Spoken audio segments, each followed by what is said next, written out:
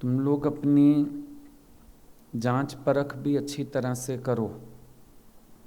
एक घर गंदा ही है और एक साफ घर है जिसमें मिट्टी आ जाती है।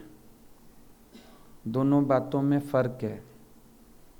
एक व्यक्ति का अंतःकरण ज्ञान से मंजा रहता है, कभी कोई ख्याल आ जाता है, और एक व्यक्ति के अंतःकरण में सारा समय ये द्वैत का कचरा चलता ही रहता है, पड़ा ही हुआ है।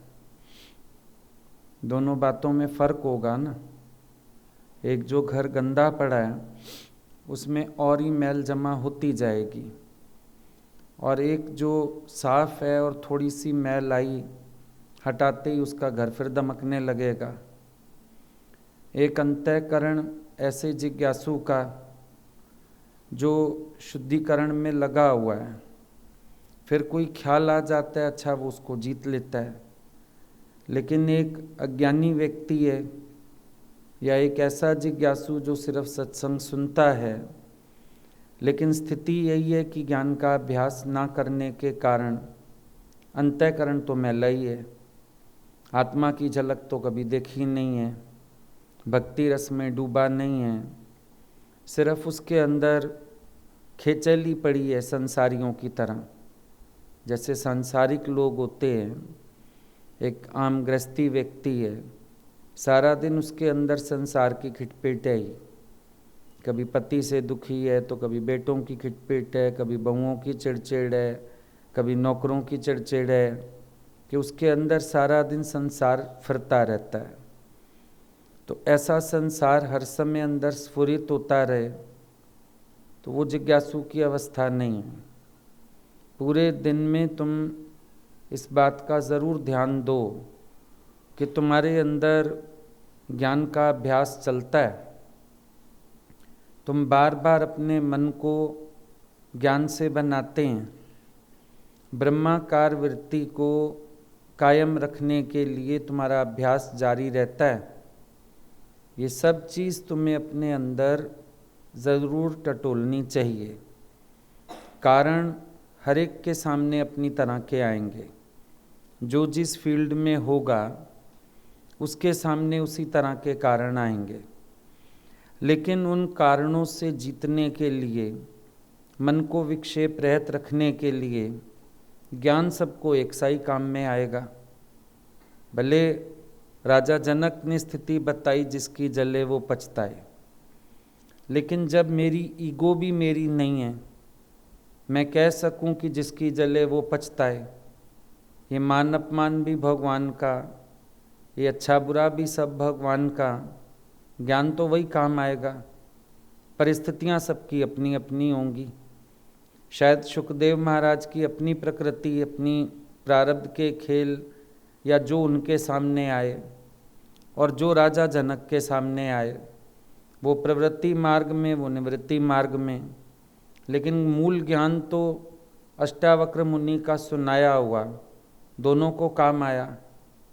जनक अपने राज्य में निर्लेप रह सका उसी ज्ञान से, और सुखदेव को जो निवृत्ति का अभिमान है वो भी उसी ज्ञान से दूर हुआ। तो क्या हम ज्ञान को प्रेफरेंस दे के चलते हैं? हर बात को हम ज्ञान से जीतने की कोशिश करते हैं, ज्ञान के विचार से हर बात को ख़त्म करते हैं, भगवत दृष्टि बनाने की कोशिश करते हैं। अभी जितना मन में विक्षेप चलता है, समझो तुम 10 बातें लेके हमारे पास भी आओ, लेकिन 10 में से 9 बातें ख़त्म हो सकती हैं अगर तुम्हारा अपना ज्ञान का अभ्यास हो। पर जब दिखता ही दूजा है, नज़र ही अगले के कर्म स्वभाव में पड़ी है, चिंतन ही हर समय चलता रहता है, तो 10 बातें तो हो गई, 10 पुरानी याद हैं, बातें 20 बन जाएंगी। तुमने ज्ञान का कौन सा अभ्यास किया? एक विचार ही आ जाए अंदर में कि ठीक है भगवान इस रूप में मेरी परीक्षा लेता है, तो भी तो बहुत खाली हो जाओ अंदर से। लेकिन हर समय मन भरा ही पड़ा है तरह तरह की बातों से। ये तो कभी तुम 2 बताते हो, 4 बताते हो, पर अंदर तो तुम्हारे कितना फुरना चलता है। मन खाली तो नहीं है। क्योंकि खाली मन हो तो तुम्हारे शक्ल पे ग्लो आ जाना चाहिए, तुम्हारा आनंद दिखना चाहिए, तुम्हारी प्रसन्नता समझ में आनी चाहिए, तुम उड़ने चाहिए हवा में, पर तुम्हारे अंदर सारा दिन कोई ना कोई कुत्ते बिल्ले मरे ही रहते हैं। इसीलिए अपने अंदर देखो, जब मन विक्षेप में होता है, बाहर भी हमारा व्यवहार बिगड़ता रहता है। किसी को हमारे फेस एक्सप्रेशन बुरे लगते हैं, किसी से हमारा वे ऑफ टॉकिंग गड़बड़ होता है, कहीं कहीं हम जवाब नहीं देते हैं। तो ये सब क्यों होता रहता है? क्योंकि मन में विक्षेप चल रहा है, कभी किसी का कभी किसी का। अब बातें तो होती ही रहेंगी, कोई बड़ी बात नहीं है, सबके सामने ही आती रहती हैं, क्या कर लोगे? अच्छा, कभी घर के लोगों की आएंगी, कभी नौकर मैरियों की भी आ सकती हैं, कोई बड़ी बात थोड़ी है इसमें, कैसा भी कोई आ सकता है सामने। गीता भगवान बात बताते थे कि किसी के घर में मैरी थी, तो काम भी करती थी अच्छा, लेकिन रहती मर्जी से थी।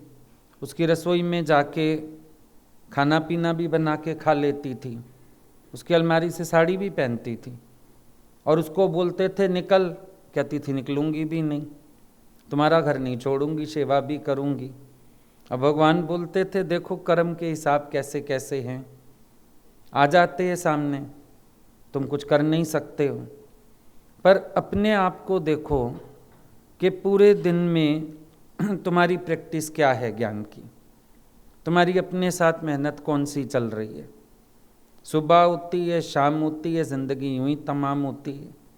अपने आप को भी तो शर्म होनी चाहिए कि पूरे पूरे दिन हमारा स्वाध्याय नहीं है, पूरा पूरा दिन हमारा बस बाहरी बातों में जा रहा है। फिर कहते हैं नहीं हमारे पास सेवा बहुत है। अच्छा, उस सेवा में भी फिर कर्मयोग बन जाए, चलो तब भी हम माने तुम साधना में हो, वो सेवा भी तुम्हारी ऐसी हो किसी को विक्षेपता में ना लाए, वो सेवा भी तुम्हारी ऐसी हो हर काम परफेक्टली हो तुमसे।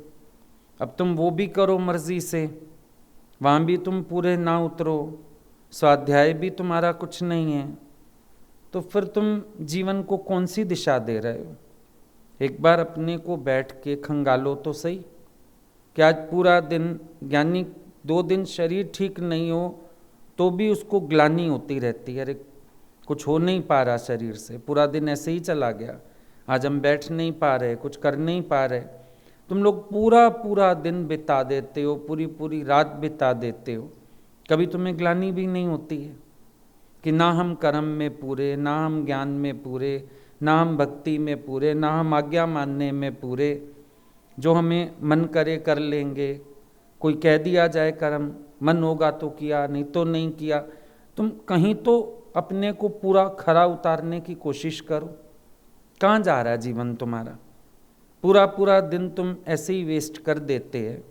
कभी पूछो तो सही अपने से कि सुबह से रात तक तुमने क्या किया, कैसे तुम्हारा एक एक श्वास गया।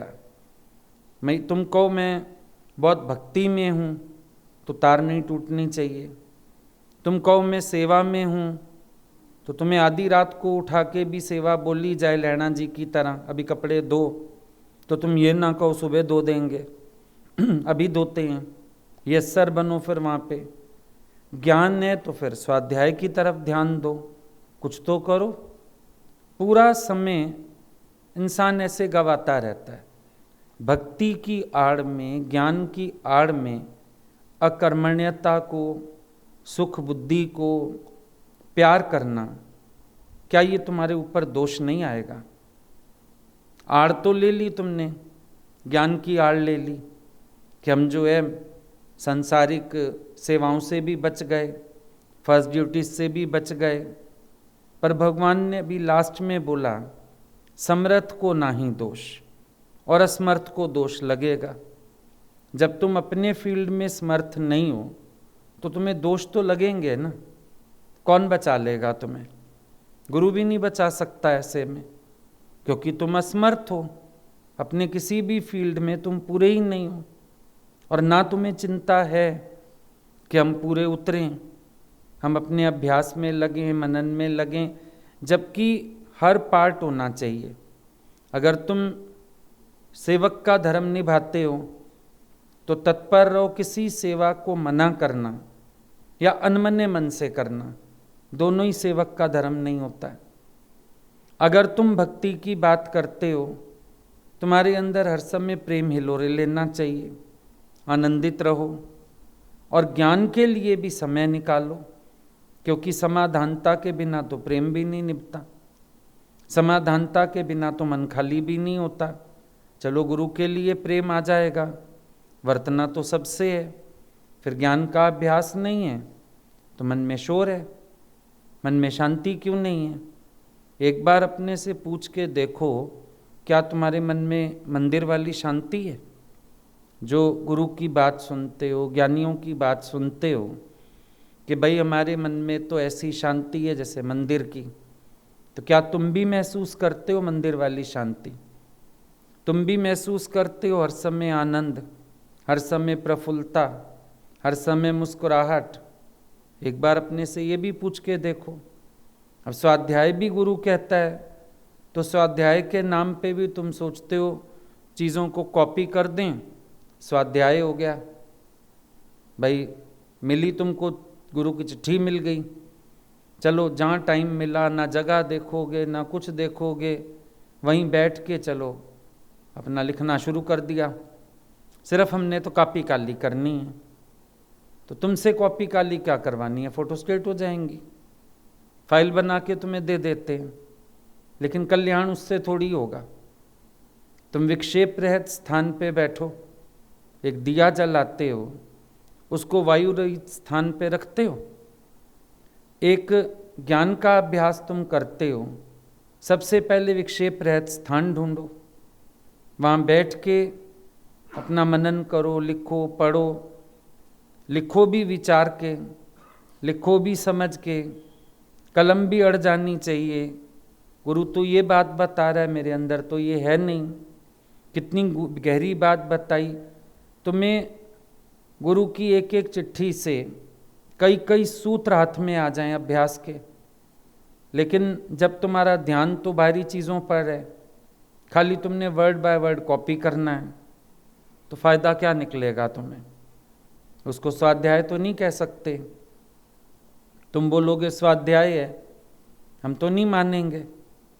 जब तुम्हारा बच्चा घर की सारी फैमिली और टीवी के साथ बैठ के 5 घंटे पढ़े, तुम कहते हो इससे अच्छा आधा घंटा अकेले में पढ़ ले जाके, इससे ज़्यादा पढ़ पाएगा। तुम भी देखो अपने से, क्या तुम विक्षेपता रहित स्थान ढूंढते हैं? थोड़ी देर के लिए हर चीज़ को भूल जाओ, काम भूल जाओ, धंधे भूल जाओ, सेवा भूल जाओ, लोग भूल जाओ, सिर्फ तुम और तुम्हारा ज्ञान। थोड़ी देर तो ऐसी निकालो अपने लिए, कोई फुराटी तो मारो अपने सिर में कि मुझे ज्ञान का अभ्यास क्यों नहीं चलता है।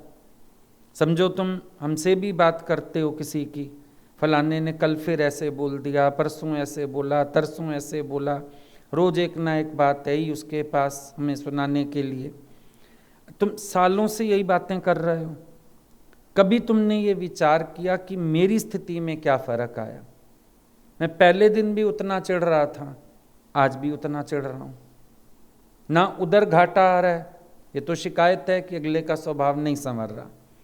अच्छा ये बता दो तुम्हारा संवर रहा है, बात चोट तो बराबर चल रही है, फिर तुम्हें ये क्यों नहीं महसूस होता कि मुझे अभी तक भी शब्द क्यों लगता है? तुमने कभी ये अभ्यास किया कि अच्छा मुझे अपमान क्यों लगा, मुझे शब्द क्यों लगा? परसों के कल बात चली थी कि जब वो पानी में गिरा, गुरु ने चांटा मारा कि इतना बड़ा हो गया तैरना, तू क्यों नहीं सीखा? अब तुम जो किसकी बात ले आओ, चलो हम सामने बिठा के भी बात करा दें, भाई फलाना तुमने ऐसे अपमान कर दिया, तुमने फिर ऐसा बोल दिया, फ़ायदा क्या निकलेगा? कोई यूज़ होगा उसका? तुम्हारी स्थिति बनेगी, तुम शब्द से ऊपर उठेंगे। क्या पता भगवान को वो लीला इसीलिए करनी पड़ रही हो कि तुम अपना अहंकार छोड़ दो। ये भी तो हो सकता है भगवान बेचारा बुराई ले रहा हो। गीता भगवान बोलते थे, भगवान को क्रोध का रूप धारण करके अपनी बदनामी करवानी पड़ती है तुम्हारी स्थिति बनाने के लिए। अब ऐसे ऐसे विचार हैं मेरे पास, तुम्हारे पास ऐसे ऐसे विचार तो होने चाहिए कि नहीं होने चाहिए? अपने लिए तुम्हारी एक अपनी डिक्शनरी होनी चाहिए, तुम्हारे पास अपनी एक कुंजी होनी चाहिए जिसमें अपने लिए मेरे पास कुछ एथिक्स हों, कुछ बेसिक बातें हों जिनसे मैं अपने को बनाता चलूं।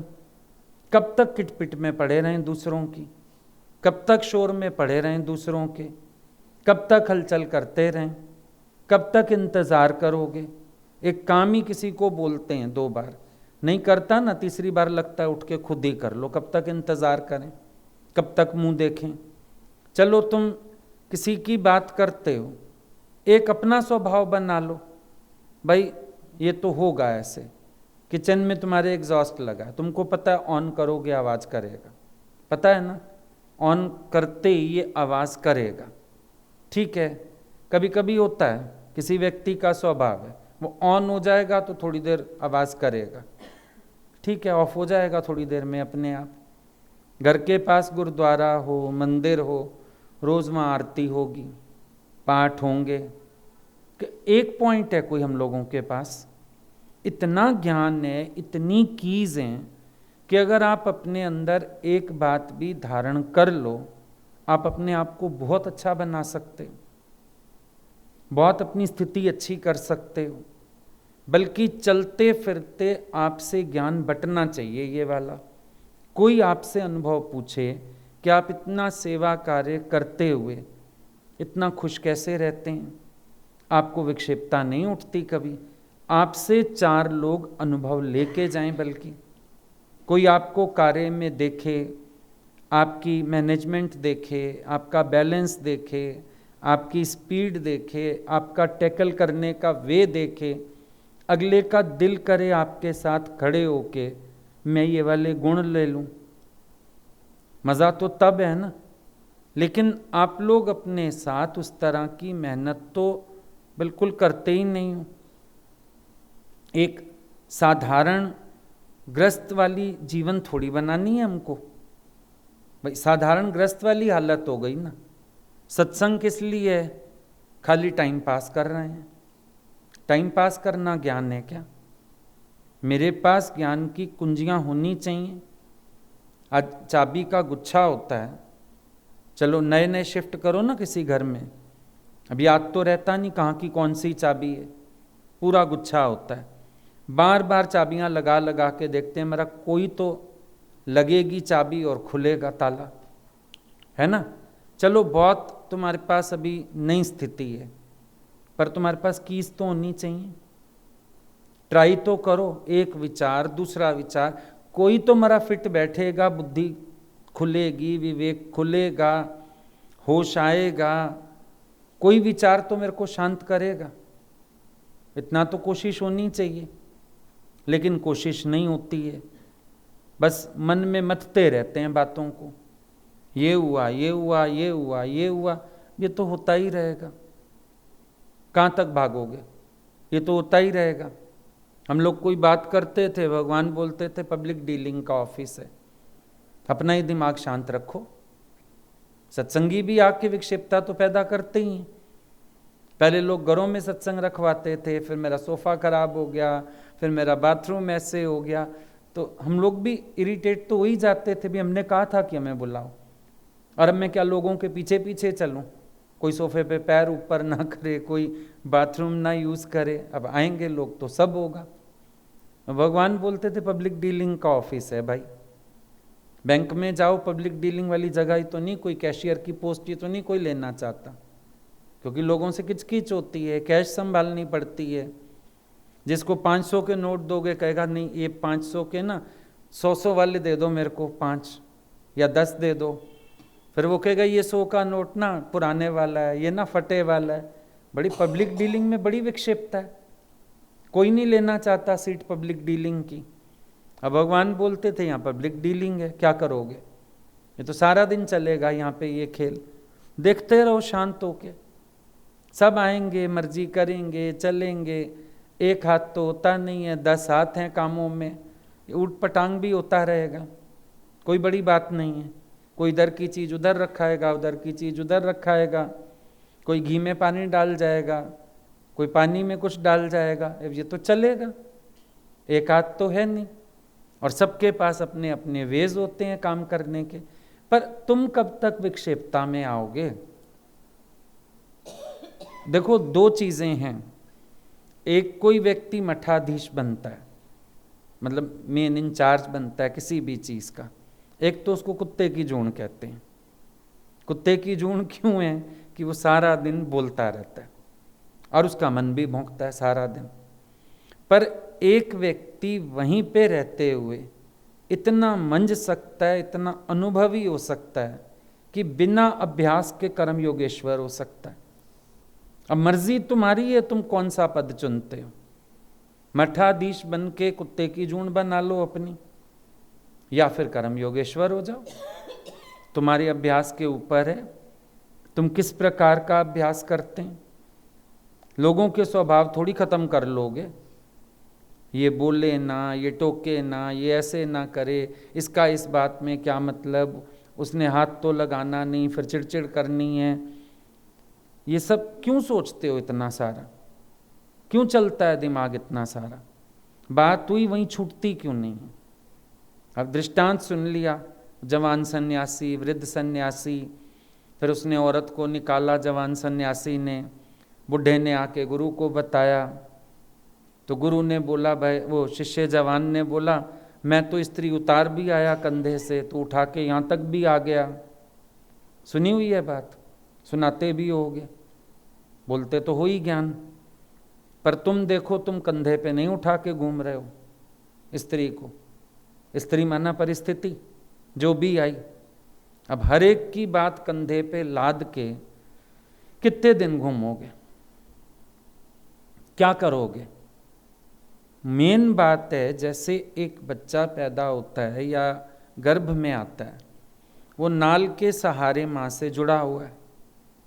साधक यहाँ प्रवेश करते ही ज्ञान से कनेक्ट होना चाहिए, पोषण नहीं है। नहीं तो अगर तुम जीवन में ज्ञान के अभ्यास को प्रेफरेंस नहीं दोगे, तुम्हारी प्रोग्रेस नहीं है। यहाँ पर ज्ञान से कनेक्शन होना चाहिए। हर बात को ज्ञान से बनाने की कोशिश करो, मन को ज्ञान से जीतने की कोशिश करो। आज इतना ज्ञान नानक जी सुनाते थे। आप सोचते हो लहणा जी जो इतनी आज्ञा में चल पाए, ज्ञान ही तो भीतर गया होगा, मन ज्ञान से इतना मोड़ा होगा, बुद्धि गवाई होगी, अपनी मर्जी कोई नहीं रखी होगी, अपनी इच्छा से नहीं चलते होंगे, अपनी सुख बुद्धि के अधीन नहीं होंगे, अपनी मर्जी करने की आदत नहीं होगी, खाली बैठने का स्वभाव नहीं होगा, कितनी सारी चीज़ें ज्ञान से गुथी हुई होंगी, तो इतने आराम से गुरु आज्ञा में चल पाए कि आज हम ऐसे बैठे बैठे दसियों बातें गिन लेते हैं। उस समय नानक जी ने ये कहा, उस समय ये कहा, थल्ला बनाओ, थल्ला बिगाड़ो, मुर्दा खाओ, आधी रात को कपड़े धो लाओ, नाली में से अंगूठी निकालो। सुनी हुई है ना सारी बातें, करते भी रहते हैं। कभी सोचा इस सब का बेस क्या रहा होगा?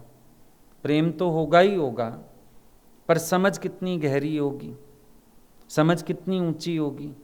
अगर ज्ञान से कोई अपने को कनेक्ट नहीं करेगा, यहाँ पर उसकी प्रोग्रेस संभव ही नहीं है। आते ही अपने को ज्ञान से कनेक्ट करना चाहिए। ज्ञान के विचार आपकी भक्ति प्रेम बढ़ाने में भी मददगार होते हैं, क्योंकि संसार का विक्षेप खत्म होता है, दूसरों के कर्म स्वभाव जो अंदर चिंतन चलाते हैं वो खत्म होते हैं। फायदा तो होता है ज्ञान से, क्यों नहीं होता? आज अगर आपके मन में दूजों का शोर रहेगा, भगवत चिंतन कब करोगे? गुरु की रहमतों में कब डूबोगे? गुरु को ऑब्जर्व कब करोगे? सारे वही चीज़ देखते हैं, तुम भी देखते हैं, लेकिन तुम्हारे पास है कभी अनुभव? तुम कभी चार प्रेमियों के साथ बैठ के कुछ डिस्कस करते हो?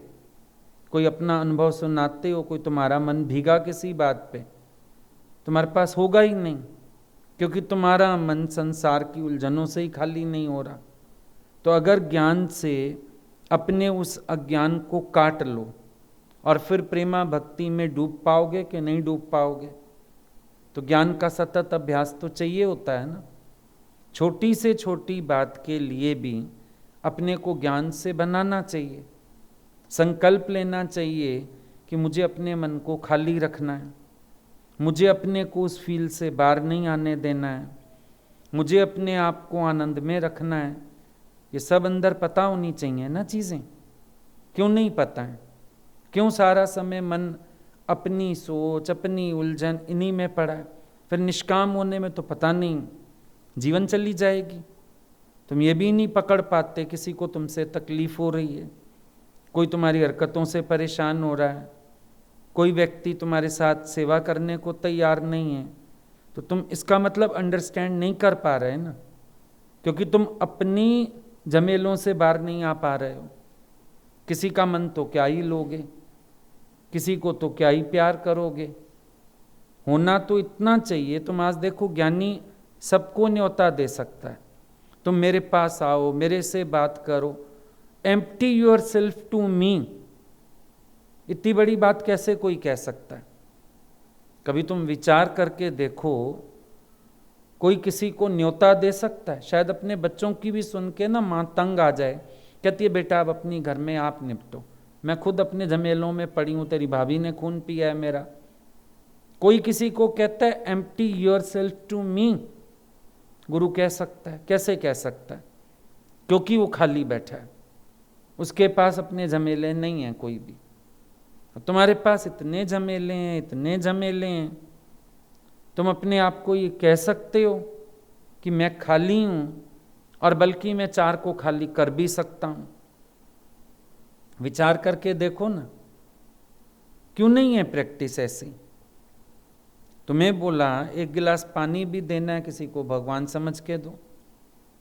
अब तुमसे चार लोग चार चीज मांगें, विक्षेपता नहीं होनी चाहिए ना। सी गॉड एवरीवेयर। और अपने को शांत रखने के लिए इंसान फिर चार युक्तियां भी करता है, चार तरह से मैनेज करना भी सीखता है।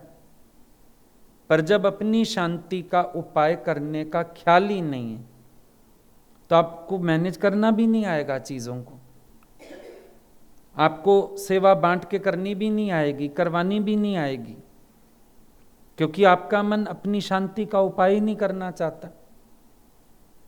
अपनी शांति का उपाय करना भी तो एक बहुत बड़ा परोपकार है अपने ऊपर।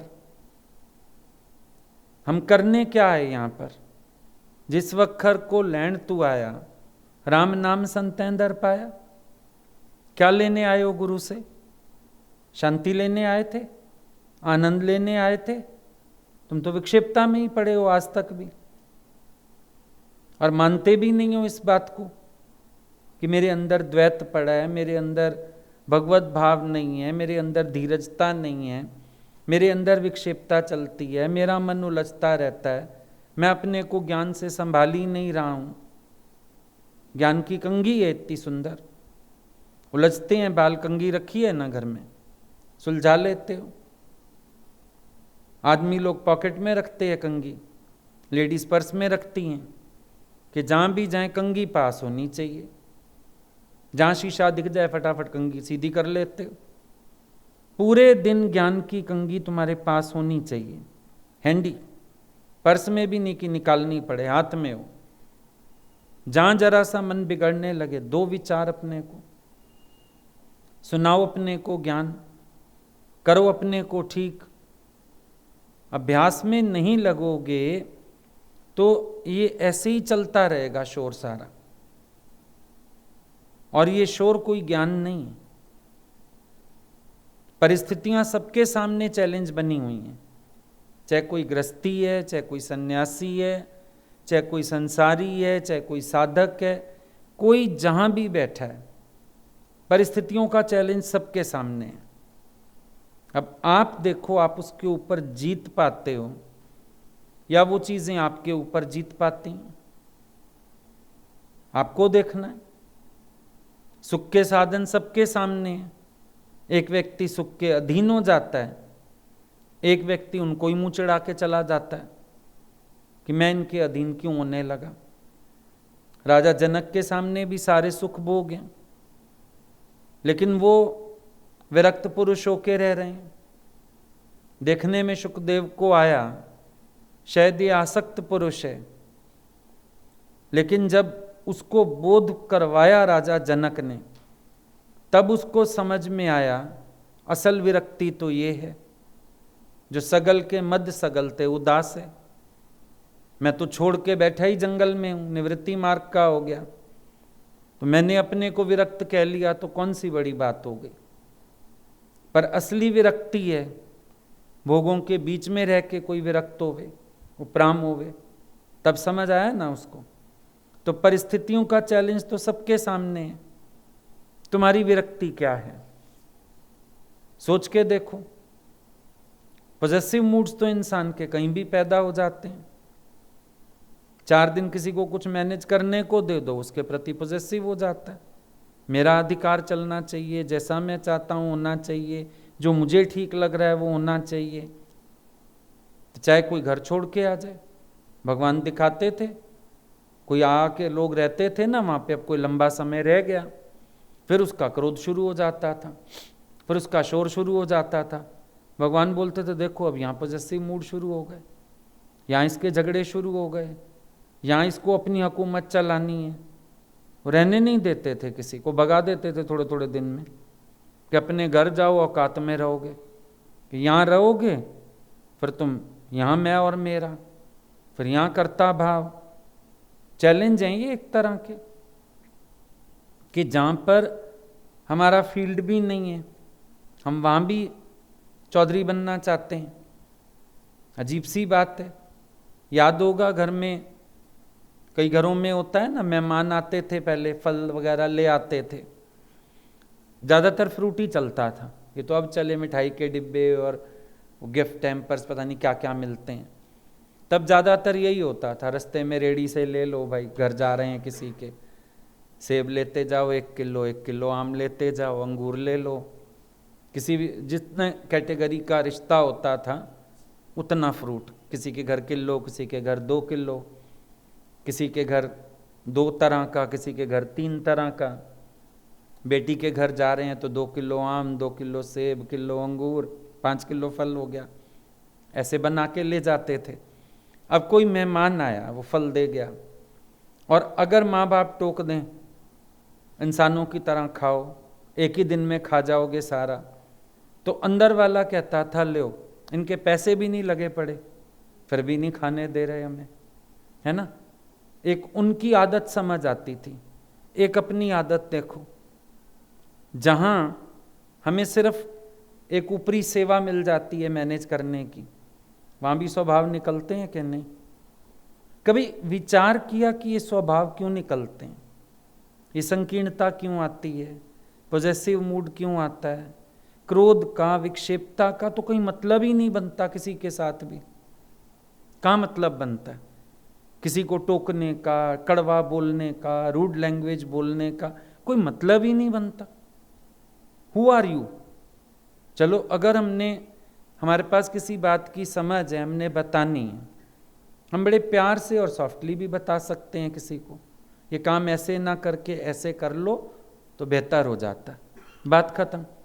क्रोध का, विक्षेप का, टोकताना लगाने का या टॉन्ट्स करने का, तुम्हारे सिर में दिमाग नहीं है, तुम्हारी अकल नहीं है, काम नहीं आता, कुछ भी ऐसी टॉन्ट्स करने का कोई मतलब नहीं बनता ना। अगर देखा जाए शायद मन में विचार भी नहीं उठने का मतलब, बोलना तो बड़े दूर की बात है कि जब मेरे को देखना ही भगवान है, जब मुझे रहना ही नॉन पोजेशन होके है। अब यही तो गलती सुखदेव मुनि ने की। तुम लोग ज्ञान गुत्ते नहीं हो ना, कहने को तन पर एक वस्त्र भी नहीं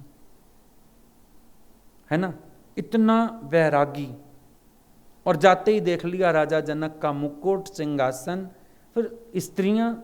भैया जब तेरा इन चीजों से मतलब नहीं, तेरी दृष्टि क्यों जा रही है उस पर? है नहीं सोचने वाली बात। यहीं से तो पकड़ा गया, बाहर परीक्षाओं में पास हो आया, 8 दिन सुख, 8 दिन अपमान, सम। इतनी अच्छी स्थिति है ज्ञान में, इतनी बढ़िया स्थिति। और जानबूझ के राजा जनक ने कहलवाया कुछ साथ लेके मत आइयो, और हंसी में टाल दी बात, मेरे पास अपने तन के वस्त्र नहीं है, मैं इसके लिए क्या लाऊंगा, मैं गिफ्ट लेके आया हूं इसके लिए। समझा नहीं? ज्यों के लेके पात में पात, पात में पात, त्यों संतन की बात में बात, बात में बात। अकारण थोड़ी बोलता है ज्ञानी। नहीं समझा बात को, पहुंच गया, संशय आ गया। राजा जनक फिर बोले, मना किया था कुछ लेके मत आना। कहते मैं कहां कुछ लाया? बोला संशय ले तो आया। अब सोचो, वस्त्रों तक का त्याग कर दिया, सांसारिक मर्यादा से ऊपर उठ गया। ऐसे नगन रहना कोई मजाक की बात नहीं है। सभा में चले जाना, नगर से निकलना मजाक की बात है क्या? अभी एक स्त्री के पास अगर दुपट्टा भी नहीं होवे तो वो भी शर्मा के चलेगी सड़क पे, है कि नहीं? आप सोचो, पूरा निर्वस्त्र रहता है वो। इतना कुछ तो पार किया होगा ना। हर तरह की प्रॉब्लम्स हैं सामने, बातें हैं, मन भी इतना सदा होगा, इंद्रियों में कभी स्पंदन नहीं होता होगा। इतना बड़ा स्टेप ऐसे तो नहीं उठा लिया होगा अगर हम विचार करें। मतलब एक समय इतना त्याग, और मन फिर मरता कहाँ जाके? दूसरे के कर्म में। हैरानी वाली बात नहीं है? सारा कुछ त्याग हो गया, ये मेरा द्वैत नहीं छूट रहा। सारा त्याग हो गया, मेरी दोष दृष्टि नहीं जा रही अंदर से, बाकी सारा कुछ छूट गया। संत साधु डंडा तुम भी तो रखते हैं, सुखदेव ने वो भी नहीं रखा, खाली हाथ चलते थे। इतना बड़ा त्याग, पूर्ण त्यागी, और 16 आने वैरागी कहलाता था। राजा जनक ने उस वैरागी की भी भावना पकड़ ली, द्वैत वाली, अहंकार वाली पकड़ लिया कि बाहर का वस्त्र तो छोड़ दिया, इस देह रूपी वस्त्र का अभिमान तो नहीं छूटा, इसकी मैं तो नहीं छूटी। फिर अपने को बड़ा शास्त्रों का ज्ञाता तो मान लिया। कहां जाके अज्ञान हमारा था पाता है, सोचो। और तुम काम शुरू ही नहीं करते तो पूरा कब करोगे? अभ्यास शुरू ही नहीं करते, क्यों नहीं करते हो? क्यों तुम्हें हर समय ज्ञान वाली भावना नहीं रहती अंदर में? हर समय तुम्हारा मन अपने को ज्ञान से पोषित क्यों नहीं करता? क्यों तुमने अपनी वृत्ति ऐसी नहीं बनाई है कि मेरी ब्रह्माकार वृत्ति बना के रखनी है मुझे? क्यों चल रहे हो ऐसी? 4 बातों में अनुभव कर लोगे, वो भी जहां भय होगा, ये आप ही करा देना, आपने करा दिया। तो वैसे सारा दिन कौन कराता है तुमसे? तुम बोलते नहीं है कि फिर तुम्हारे मनोबल टूट जाते हैं। पर एक 4 दिन कोई सेवा तुम्हें दे दी, उसमें तो तुम रोज अनुभव कर रहे थे, आप ही करा लेते हो जाता है, बिना विक्षेपता के हो जाता है। सुबह से रात तक तुझे कौन चला रहा है? क्या वो 4 दिन का अनुभव 40 दिन नहीं काम आ सकता? क्या वो 2 घंटे का अनुभव 20 घंटे काम नहीं आ सकता? क्या वही फीलिंग तुम हर समय अपने लिए नहीं रख सकते हो? कहां गई वो फीलिंग फिर? बस एक बार कर लिया फिर छोड़ दिया, एक बार सोच लिया फिर छोड़ दिया। विचार करके देखो,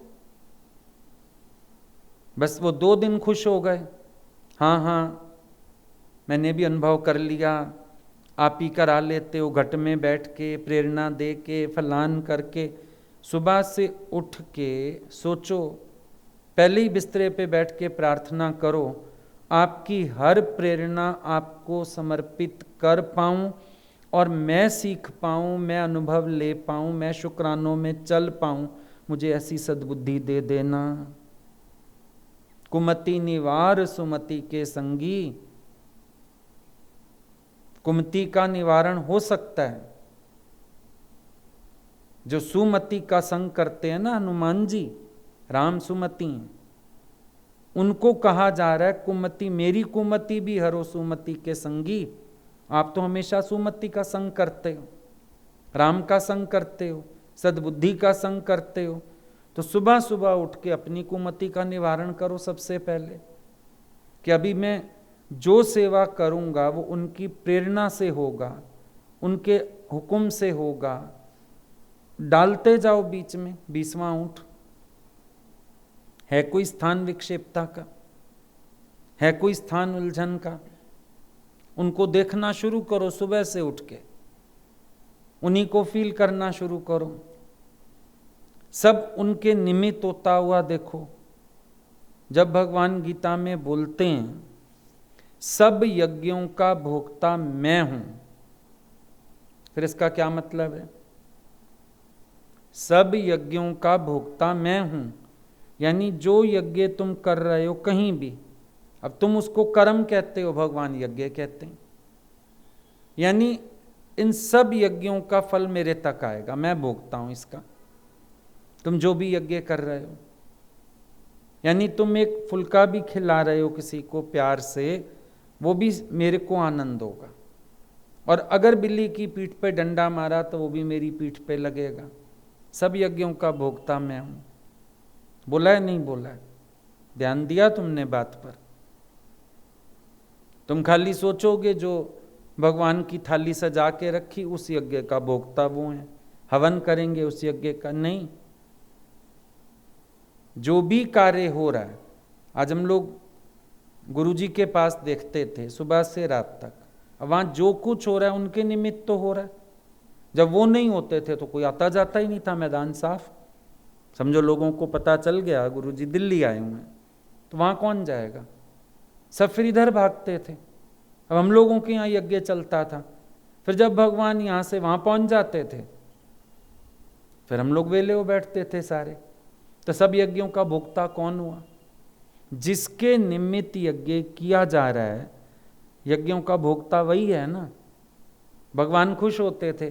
अब समझो हमारे पास ही रह रहे हैं, सब प्रेमियों का इंतज़ाम है, सबका खाना, सबका आना जाना, गाड़ियाँ, बहुत सारा काम हो जाता था। तो भगवान जब व्यवस्था सारी देखते थे वो खुश होते थे, सारे प्रेमी खुश रहते थे। हाँ भगवान हमें समय से खाया, हाँ भगवान बहुत अच्छे से सोए, बहुत अच्छे से रह रहे हैं, वॉशरूम वगैरह हमको मिले हैं ठीक साफ़ सुथरे, हाँ भगवान गाड़ी हमको लेने आ जाती है जहाँ भी हम ठहरें। तो वो बड़े सेटिस्फाइड और खुश होते थे कि चलो ठीक है। तो इसका मतलब उस यज्ञ का भोक्ता कौन हुआ?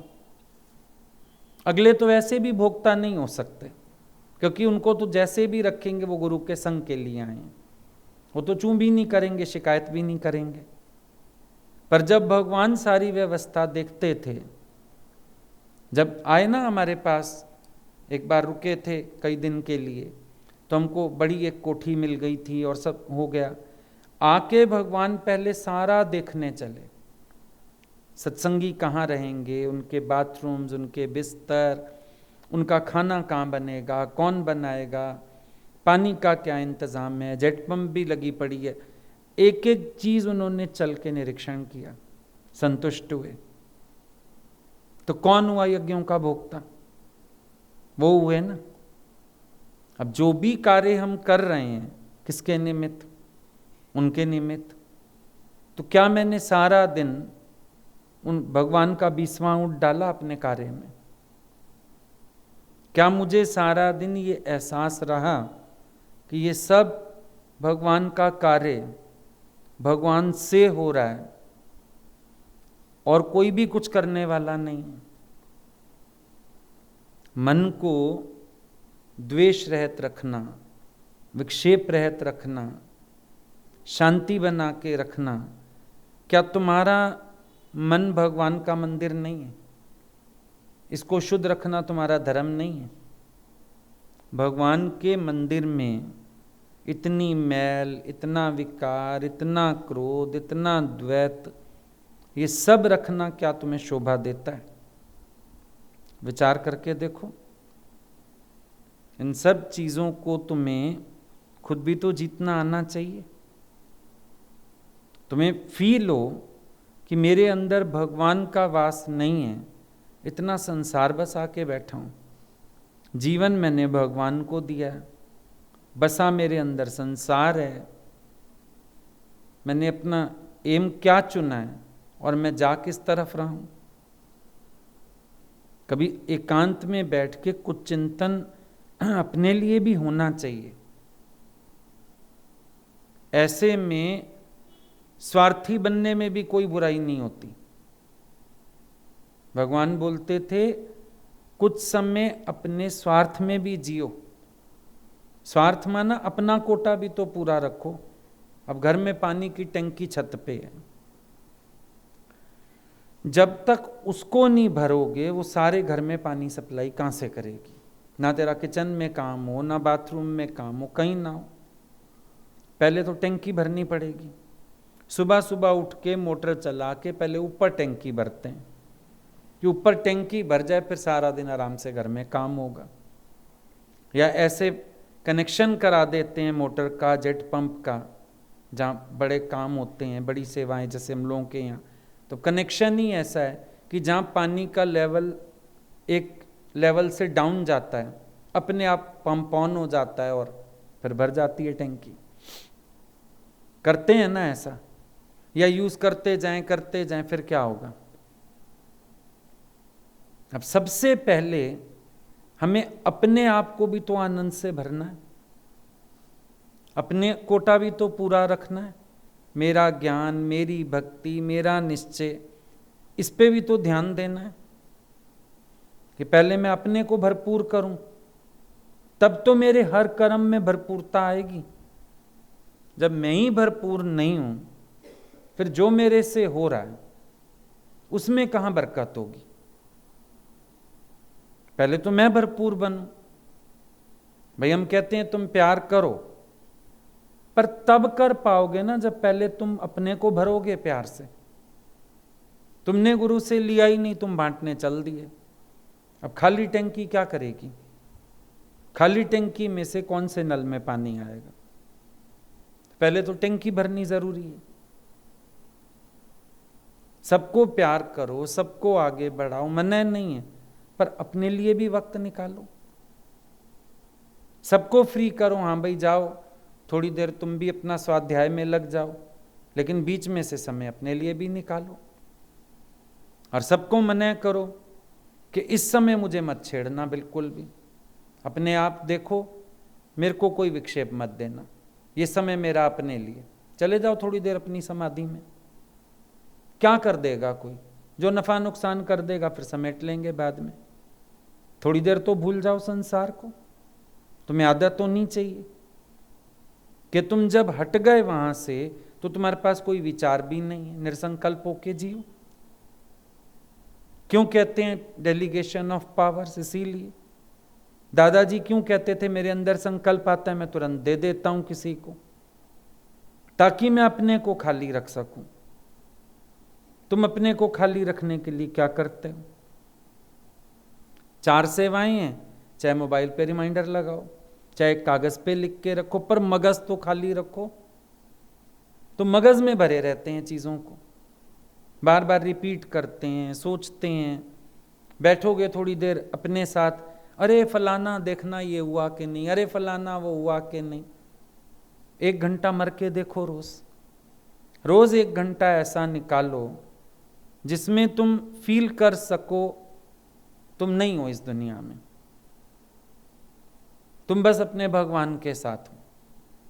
भूल जाओ दुनिया जहान, प्रैक्टिस तो शुरू करो। शायद तुम 10 मिनट भी निरसंकल्प नहीं हो, और अगर अभी तुम्हें हटा दें, कहीं भेज दें, तुम्हारा मगज वहां जाके भी इसी खेचल में, जो डिपार्टमेंट तुम्हारे पास होगा, सेवा होगी, तुम्हारा दिमाग इसी खेचल में। औरतों को देखो अस्पताल भी पड़ी हो तो कोशिश करेंगी फ़ोन करें, बच्चों को उठा दिया, ड्रेस पहना दी, नहला दिया, नाश्ते में क्या दे रहे हो, लंच में फलानी चीज़ दे दो। भैया तू हॉस्पिटल में पड़ी है, पड़ी रहे, अपने आप बच्चे स्कूल चले जाएंगे। पर ये जब खेचलें मगज में इतनी होती हैं ना, उसके बाद रात को सोए सोए भी गाड़ी चलती है दिमाग में, और हट भी जाओ वहाँ से तब भी चलती है। नहाने जाओगे तुम तब 10 मिनट भी अपने साथ नहीं हो, वहाँ भी बहुत सारी बातें हैं दिमाग में। तुमको कभी उलझन भी नहीं होती कि मैं दिमाग में ये इतना सब भर के चल रहा हूँ और गुरु तो कह रहा है भगवान के सिवाय कुछ हो ना। गुरु तो कह रहा है ख्यालों से खाली कैसी करूं समाधि। गुरु तो कह रहा है अंतमति साई गति में अभी मर गया, तो ये भी नहीं विचार करते। तो चले जा रहे हो, चले जा रहे हो, चले जा रहे हो। अरे समय निकालो रोज अपने लिए जहां तुम्हारे अंदर किसी का विचार ना हो। मैंने बताया ना, हम लोग हरिद्वार गए, पहली ट्रिप थी हमारी। हम देखें भगवान सारा दिन हम लोगों के साथ होते थे, सत्संग, फिर बिठा लेना, फिर भजन, फिर कभी दृष्टांत, कभी कुछ ना कुछ चलता था रोज। फिर दोपहर को हम लोग अचानक देखें दीवार की तरफ मुंह करके सो जाते थे। एक दिन मैंने ही पूछा, कहीं आप ऐसे वो एक आधा घंटा अपना उधर ही मुंह कर लेते हो बिल्कुल और सबको हटा देते हो? तो भगवान ने बताया, बोला कुछ समय अपने साथ रहना जरूरी है, सारा समय बहिर्मुख रहें। कुछ समय अपने साथ रहना जरूरी है। और बोल दिया उन्होंने, बोला तुम भी जितना मर्जी कार्य फैल जाए, कुछ समय अपने लिए जरूर रखना। पेड़ भी अपनी जड़ें सींचने के लिए समय निकालता है, तुम भी समय निकालो, अपने साथ रहने की आदत डालो। तो कुछ समय निकालो ऐसा जब तुम बिल्कुल हर ख्याल से खाली, मर गए जैसे, तेरे ऊपर कोई काम ही नहीं है, सेवा ही नहीं है, हर बात से हट के 1-1.5 घंटा बिल्कुल बैठो अपने साथ।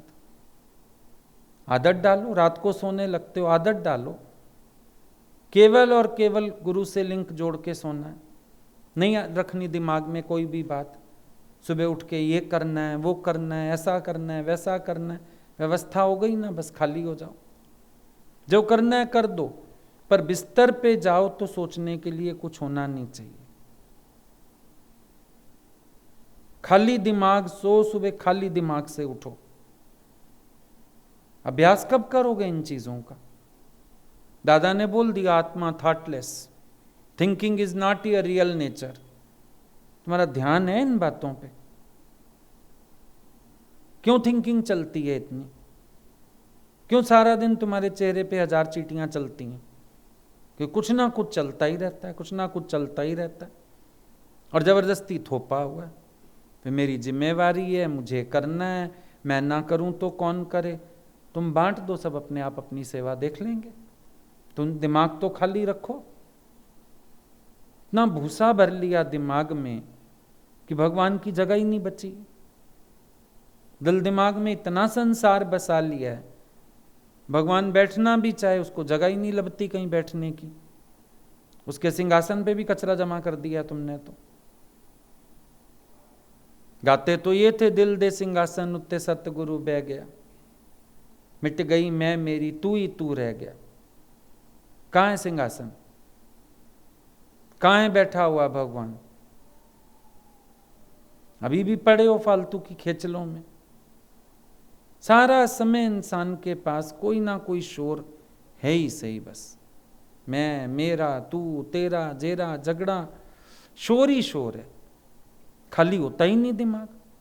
जो बात दिमाग में घुस गई, चिंतन चलता जाएगा, चलता जाएगा, चलता जाएगा।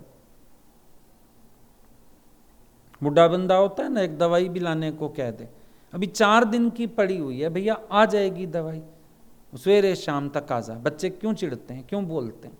सवेरे शाम तक आ जा, मेरी गोली ले आया, मेरी गोली ले आया। अरे माता पड़ी है गोली, खा ले, वो तो खत्म कर। कितनी मुसीबत हो जाती है। एक बात दिमाग में घुस गई, अच्छा तुमने किसी को कह दिया, छोड़ दो अब, नहीं, दिमाग में रखा हुआ, बार बार बोलना है, बार बार बोलना है, बार बार बोलना है। अरे नहीं वक्त मिला होगा किसी को, एक टके का काम होए कोई, फिर फोन, फिर बातें, फिर आफती कर देते हैं। भैया शांत रहो, भूल जाओ। कहाँ गुरु कह रहे जीने की इच्छा ही ना रखो? जीने की इच्छा अनर्थ कराती है। कोई तो विचार ले लो, कोई तो विचार ले लो। गुरु ने कहा जीने की इच्छा ही मत रखो, और इस जीने के लिए व्यवस्थाएं सबको करनी है। ये नहीं हुआ एक दिन गोली नहीं खाई, हाय ऐसा ना हो मेरे को कुछ हो जाए, एक दिन गोली नहीं खाई, उल्टा वो दिन ज़्यादा ठीक निकलेगा। गोली खराब ही करती है, कौन सी गोली कोई अच्छी चीज़ है? कोई बात नहीं, एक दिन नहीं खाई तो क्या हो गया, और दिमाग में चलती रहेगी। आजकल वो नहीं, इंजेक्शन का भूत लग गया सबको कोरोना के। बस कोई कह दे तुम भी लगवा लो, हो जल्दी लगवाओ क्योंकि कोरोना बाहर खड़ा है, मेरे को ही आने वाला है सबसे पहले। अरे भाई लग जाएगा, एक दिन आगे क्या पीछे क्या, अब तक भगवान पत रख के बैठा हुआ है, अब तक भगवान बचा के बैठा हुआ है, क्यों टेंशन हैं? वैसे तो जीने की इच्छा ही नहीं रखनी है, अष्टावक्र गीता सुने बैठे हो सारी, फिर ये जीने की इच्छा नहीं है तो क्या है? अजीब अजीब बातें हैं। ज्ञान किस दिशा में, तुम्हारी सोच किस दिशा में, कभी लगता है तुम कितने अपोजिट चलते हो। ज्ञान कह रहा है आनंद में रहो, गीता भगवान कह रहे हैं बीमारी हो उस दिन नई साड़ी पहन के सत्संग आओ, चेहरे पे मुस्कुराहट रखो, और तुम्हारी बीमारी सारी दुनिया को पता चलेगी। आज इधर दर्द होता है, आज इधर दर्द होता है, आज हम आऊ कर रहे हैं, आज हम हंस नहीं रहे हैं। कब जीतोगे मन को, कब जीतोगे ख्यालों को,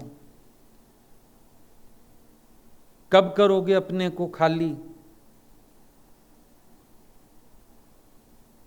कुछ तो विचार करो। क्यों तुम्हारा सारा दिन ऐसे ही जा रहा है? कल भी बोला मैंने, किसी की ईगो सेटिस्फाई होती है।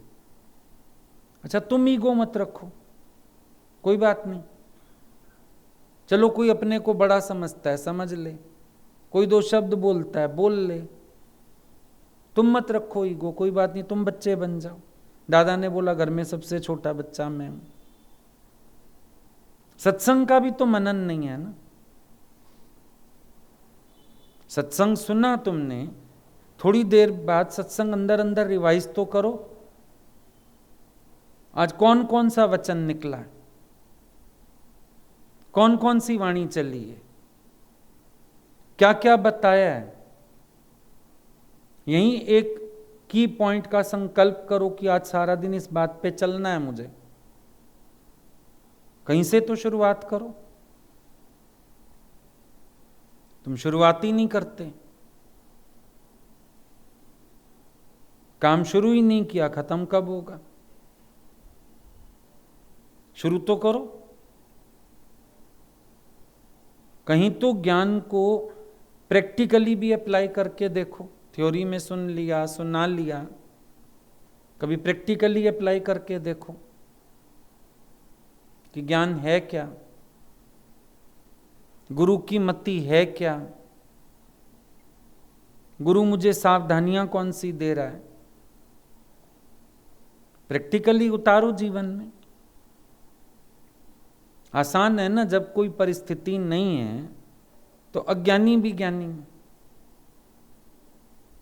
पर हालत आने पर पता चले। हालत होवे तब पता चले ना।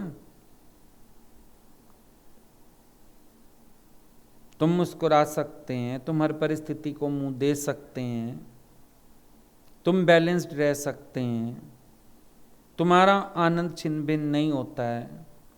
राम तीरथ की तरह तुम भी कह सकते हो कौन सी है वो विपत्ति जो मेरी प्रसन्नता में बाधा डाल सके। कोई ऐसी बातें भी तो सुने कभी। किसी दिन तुम ऐसी बात भी तो लेके आओ ना कि कौन सी है वो विपत्ति जो मेरी प्रसन्नता में बाधा डाल सके।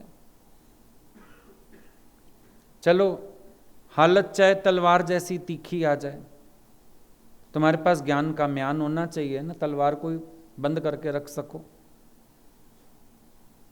मजा तो तब है। तुम्हें कोई तलवार दिखाए, तुम म्यान दिखाओ।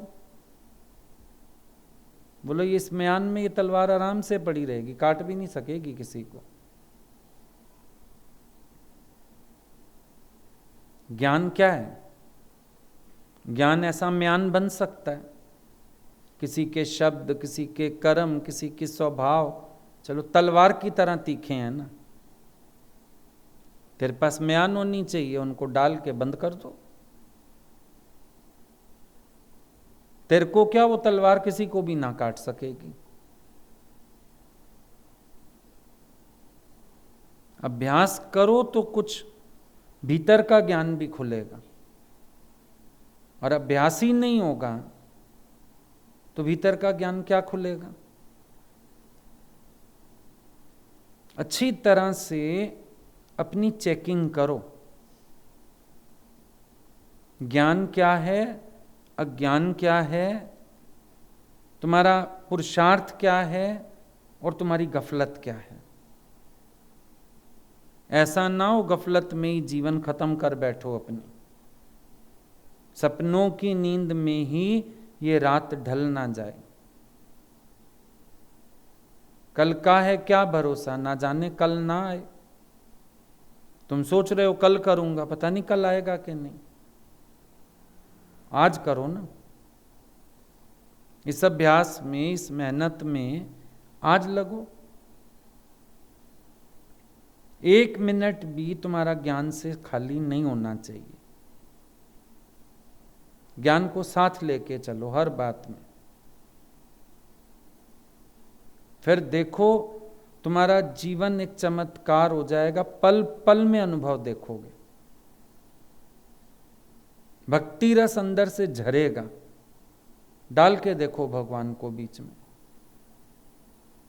प्रेम रस, भक्ति रस झरने की तरह बहेगा अंदर से। आधार ही नहीं चाहिए होगा एक भजन का, किसी चीज का, अंदर से ऐसे ही रस झरता रहेगा भक्ति का। अभ्यास में लगो तभी बात बनेगी। आई बात समझ में?